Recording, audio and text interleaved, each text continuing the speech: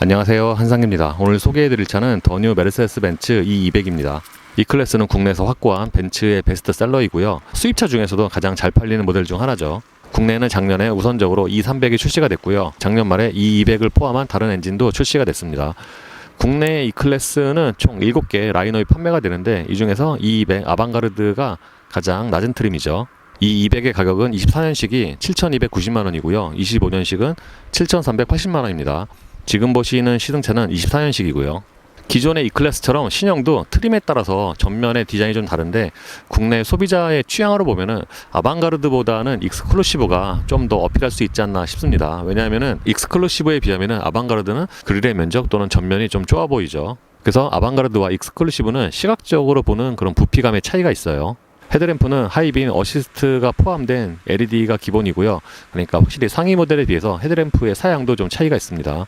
신형 E클래스의 측면 디자인은 비즈니스 세단의 전형적인 모습이죠. 구형에 비하면 휠 베이스는 20mm가 더 늘어났고요. 뒷바퀴 그림답게 무게중심이 뒤쪽으로 좀 더 실린 모습이죠. 후면 디자인은 좀 호불호를 탈 수가 있는데, 테일램프에 적용된 벤츠 로고 그래픽은 익숙한 삼각별 디자인이긴 한데 여전히 약간 좀 어색해 보입니다. 그리고 머플러는 장식으로 처리를 했고요. 타이어는 컨티넨탈의 에코 컨택트 6, 사이즈는 둘두로의 55R18입니다. 확실히 상위 엔진에 비해서 타이어가 조금 작고 폭도 좁죠. 실내는 기본적으로 저번에 시승했던 E300과 동일하죠. 근데 옵션에 따라서 이 모니터의 차이가 있잖아요. 이것 때문에 딱 차에 타면은 뭔가 좀 많이 달라 보여요. 왜냐하면은 동반자석 쪽에 디스플레이가 안 들어갔잖아요. 그렇다 보니까 차에 타면은 뭔가 그 모니터의 형상도 사실상 좀 다르고 해서 기존에 탔던 E300과는 느낌이 좀 다르긴 합니다. 근데 기본적인 디자인이나 소재는 동일하고요. 예를 들어서 대시보드 쪽에 적용된 이런 가죽을 만져보면 좀 푹신하고요. 반면에 동반자석 쪽에 스크린이 들어갔던 부분은 이렇게 그냥 공간이 남잖아요. 이렇다 보니까 이 부분 같은 경우가 뭔가 좀 허전해 보이긴 하죠. 디스플레이가 있던 자리니까. 그리고 다른 벤츠가 그렇듯이 E200 역시도 낮에도 이 무드 조명이 좀 잘 보이는 편이에요. 그래서 이것 때문에 좀 더 실내가 화려하다 그런 느낌을 받습니다. 모니터는 14.4인치가 적용이 됐고요. 그러니까 이 크기 자체는 충분하죠. 그리고 동반석 쪽에 디스플레이가 없는 이 사양 같은 경우에는 이 메인 모니터의 형상도 좀 다른데, 그러니까 이쪽 측면 테두리 보시면은, 그러니까 기존 같은 경우에는 완전히 대시보드에 이렇게 매립이 된 형태인데, 이 차는 그냥 대시보드에 이렇게 붙인 것 같은 그런 느낌이에요. 근데 이거 자체도 디자인은 괜찮습니다. 지금 보시는 게 홈 화면이고요. 내비게이션으로 들어가면은 작년 말부터 E클래스는 T맵이 적용이 됐죠. 그래서 사용상의 그런 편의성으로 보면은 T맵이 전체적으로 조금 더 나은 것 같긴 한데, 단점도 있어요. 예를 들어서 T맵이 구간 단속에서 평균 속도가 표시가 안 되잖아요. 목적지를 안 찍으면. 근데 목적지를 찍어도 구간 단속에서 평균 속도가 표시가 안 되는 경우가 있어요. 중간에 코스가 나갈 경우에. 그래서 이거 같은 경우에는 오히려 단점이 아닌가. 그리고 안드로이드 오토도 무선으로 연결할 수가 있고요. 오디오 같은 경우에는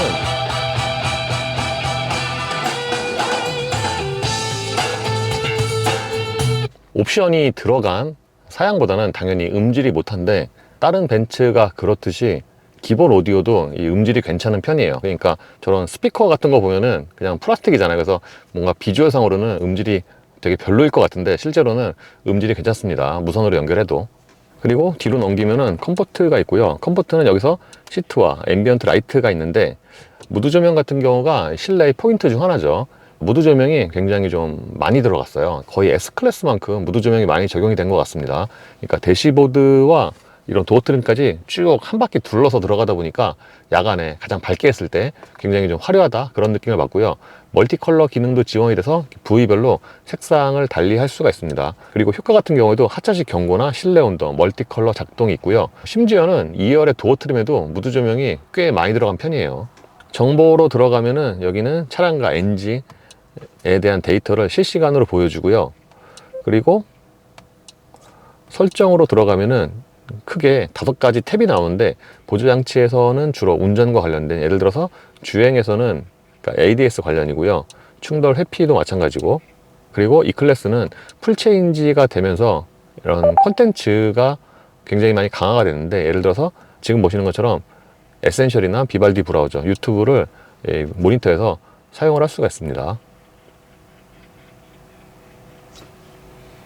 근데 이렇게 유튜브가 로딩이 될 때는 페이지가 로딩이 되는 그 시간이 좀 걸리는 편이에요.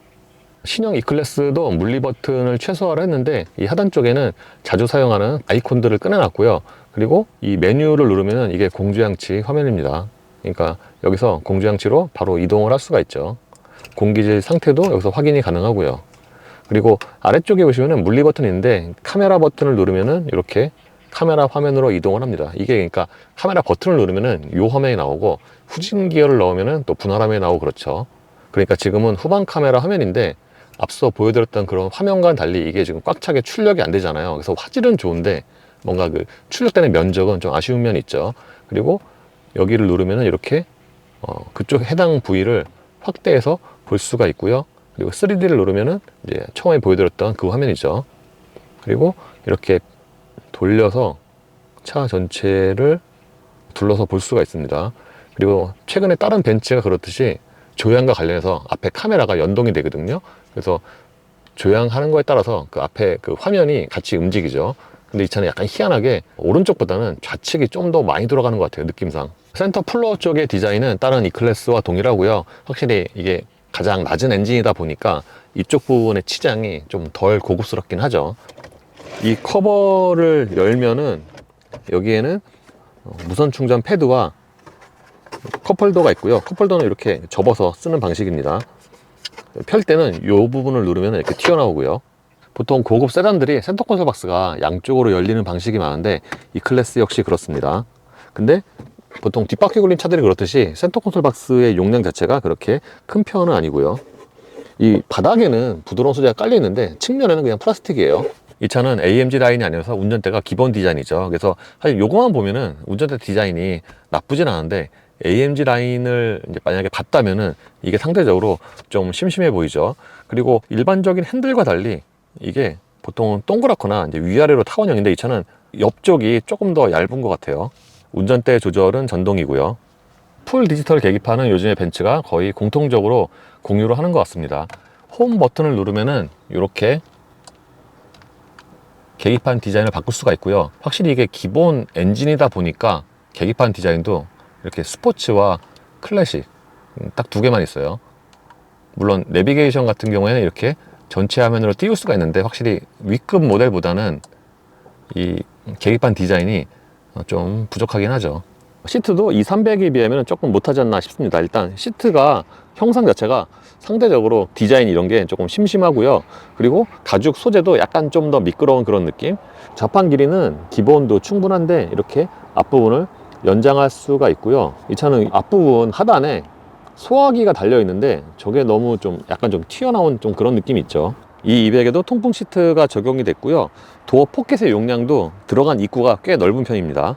유리는 당연히 4개 모드 원터치고요. 이 클래스는 풀체인지가 되면서 2열 레그룸이 살짝 커졌다고 하는데 체감으로는 구형과 그렇게 크게 차이가 있는 것 같지는 않고요. 제가 앉으면 무릎과 앞치도 사이에 주먹이 2개가 들어가고도 살짝 남습니다. 그리고 1열보다 당연히 2열 시트가 살짝 높고요. 결정적으로 구형에 비하면 2열 좌판 있잖아요. 이게 늘어났어요, 길이가. 그래서 구형에 비하면 2열 시트 앉았을 때 그런 착자감이 한결 좋아졌다고 해야 되나 그렇습니다. 독일차답게 등받이 각도는 많이 서 있는 편이고요. 그렇다 보니까 이 헤드룸 같은 경우에는 이제 좀 앉은 키가 크신 분들은 이게 좀 간섭이 있을 수가 있어요. 지금은 1열 시트를 가장 낮춘 상태인데 이게 육안으로 보기에는 이 아래쪽에 공간 여유가 있어 보이잖아요. 근데 실제로는 신발이 이 정도밖에 안 들어갑니다. 그래서 이 아래쪽에는 공간이 좀 제한적이고요. 보통 뒷바퀴 굴림 차들이 그렇듯이 이 가운데 부분도 상당히 많이 올라와 있죠. 그래서 2열은 사실상 2인승이 아닌가 라고 생각이 돼요. 헤드레스트 같은 경우에는 일반적으로 위아래로 높낮이를 조절하잖아요. 근데 벤츠는 이렇게 앞뒤로 조절하는데 이게 또 은근히 머리가 편합니다. 2열 승객을 위한 송풍구는 여기에 있고요.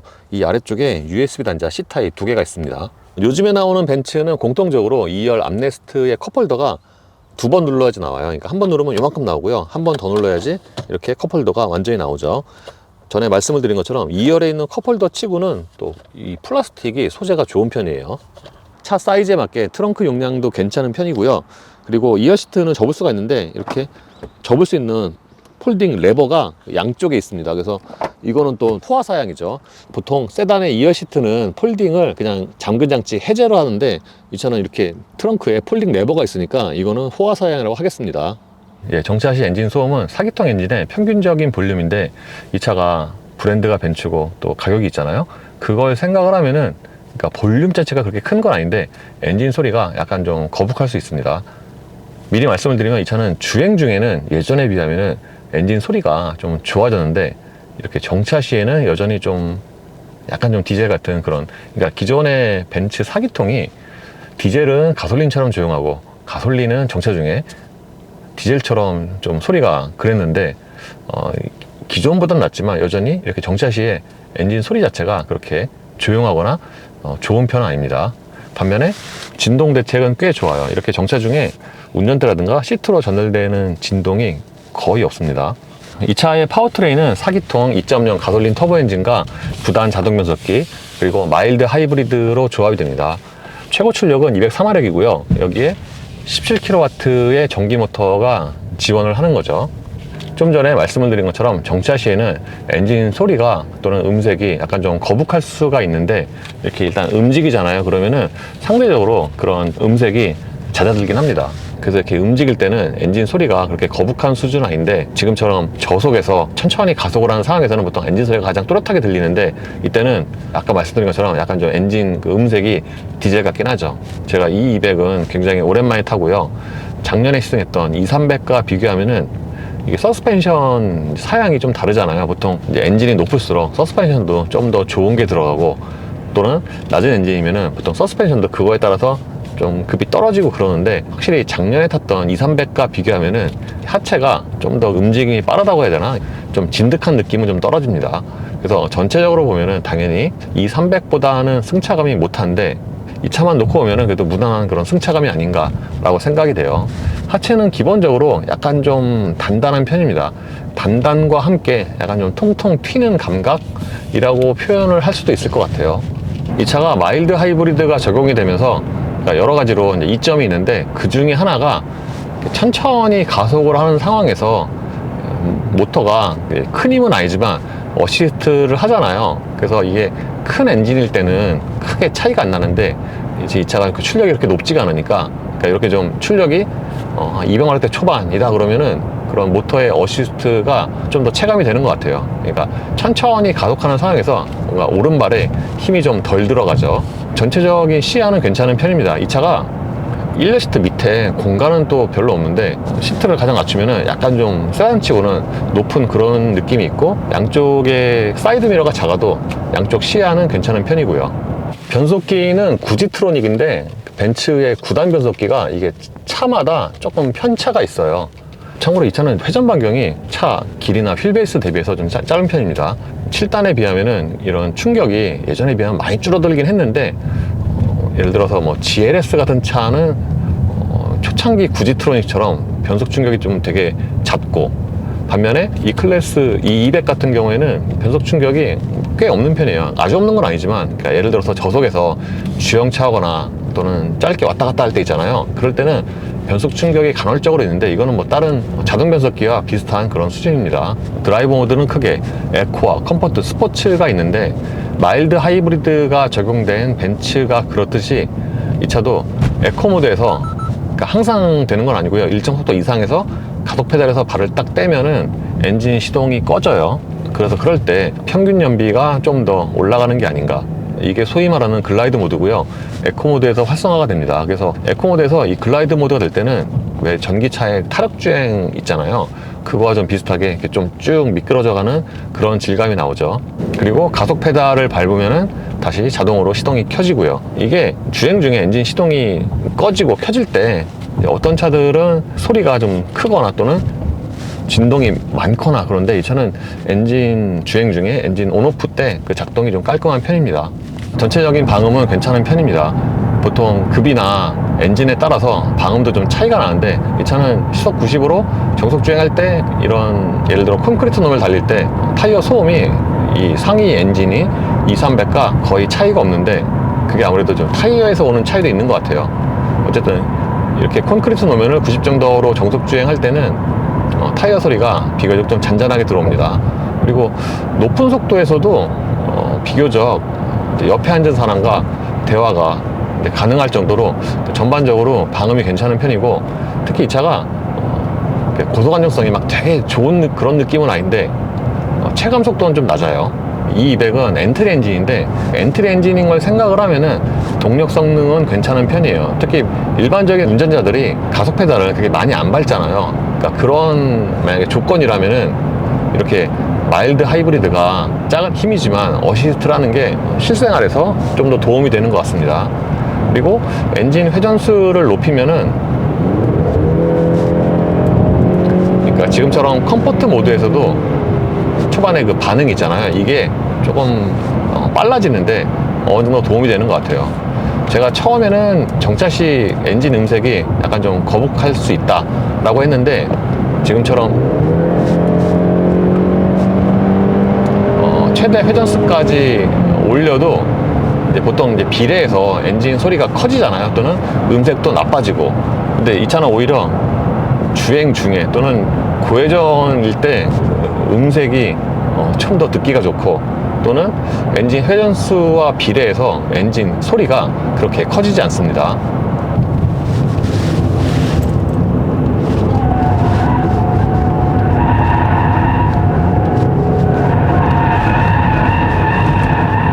이 200은 엔트리 엔진으로서는 회전할 때 코너에서 속도가 높게 나오는 편이고요. 결정적으로 좀 빠른 속도로 진입을 해도 차가 기울어지는 그 양이 그렇게 크진 않네요.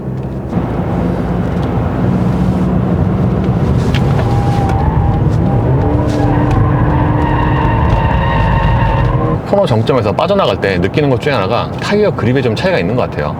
지금 끼고 있는 에코 컨택트 6가 아주 그립이 그렇게 좋은 타이어는 아니어서 좀 과격하게 움직일 때 그때는 후반부에 그립이 좀 모자라다 그런 느낌을 받습니다. 그리고 가속력의 경우에는 마일드 하이브리드가 적용돼서 그런지 배기량이라든가 또는 출력 대비해서 괜찮은데, 예를 들어서 제 동영상 기준으로 정지에서 200km까지의 가속 시간이 약 한 31초예요. 그래서 그런 배기량이라든가 출력 대비해서는 이런 제로 200의 수치가 괜찮지 않나 라고 생각이 됩니다. 그리고 예전에 이제 보통 독일 벤츠가 그랬듯이 이제 가속을 하면은 처음부터 토크밴드가 보통 넓다고 하잖아요. 이 차 역시도 이제 낮은 회전수부터 이제 고회전 자동 변속되는 시점까지 뭔가 일정하게 토크가 나오는 그런 느낌. 근데 이 차는 가속력보다는 연비가 좀 더 인상적입니다. 시속 90으로 정속 주행을 하면은 제가 주로 체크하는 구간에서 순간 연비가 대략 못해도 한 25가 나오고요. 30을 넘을 때도 꽤 많아요, 리터당. 그래서 배기량이 작고 출력이 그렇게 안 높긴 하지만 이렇게 이런 순간 연비 같은 경우에는 꽤 잘 나오는 편이 아닌가. 아마 동급에서 이런 연비는 가장 좋을 것으로 예상이 되고, 심지어는 시속 110에서도 순간 연비가 거의 리터당 20km 안팎으로 나오니까 이 차는 가속보다는 연비 또는 효율에서 좀 더 인상적입니다. 2열 승차감은 약간 좀 의외인데, 왜냐하면 노면에 따라서는 1열보다 더 좋게 느껴지거든요. 그러니까 1열 같은 경우에는 말씀드린 것처럼 약간 좀 통통 튀는, 좀 탱탱한, 약간 좀 단단하면서 그런 감각이라고 말씀을 드렸잖아요.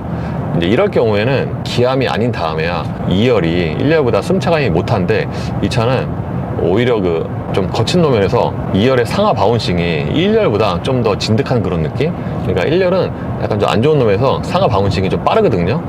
근데 2열은 그거보다는 좀 더 묵직하게 눌러주는 그런 느낌이어서 이 차가 그 엔트리 엔진 이 200인 걸 생각을 하면은 2열 승차감은 약간 좀 의외라고 하겠습니다. 방음도 1열과 대략 비슷한 수준이고.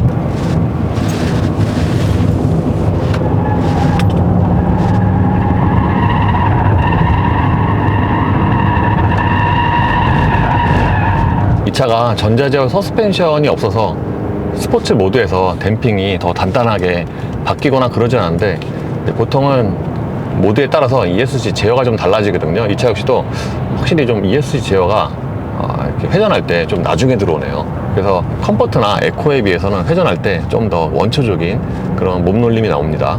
이 차의 하체가 단단한 쪽에 가깝고 약간 좀 통통 튀는 감각이라고 말씀을 드렸는데, 이게 주로 사용하는 그런 속도에서는 전체적으로 승차감이 무난한 편이거든요. 안정감도 그렇고. 근데 속도가 많이 높아지면은 아까 말씀드린 것처럼 이제 차가 좀 이렇게 눌러주는 그런 느낌이 부족해서 하체는 분명히 약간 좀 단단한 편에 가까운데 의외로 그런 단단함과는 달리 상하 그 움직임은 좀 많다고 해야 되나 그렇습니다. 그래서 이 상위 엔진이 2,300과 비교하면은 이런 고속 안정감에는 좀 차이가 있고요.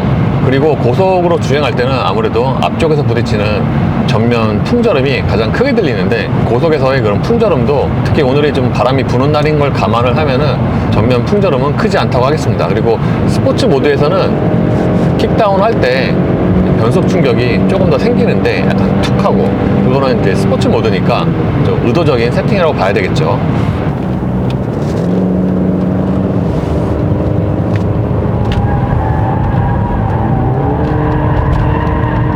그래서 이번에 이 200을 시승을 해봤는데, 보통 엔트리 엔진은 뭐 엔진 출력도 그렇고 사양이 좀 떨어지잖아요. 근데 예전에 비하면은 이 클래스의 이 엔트리 엔진이 생각보다 사양이 좋아요. 뭐 승차감도 그렇고 주행 느낌도 그렇고.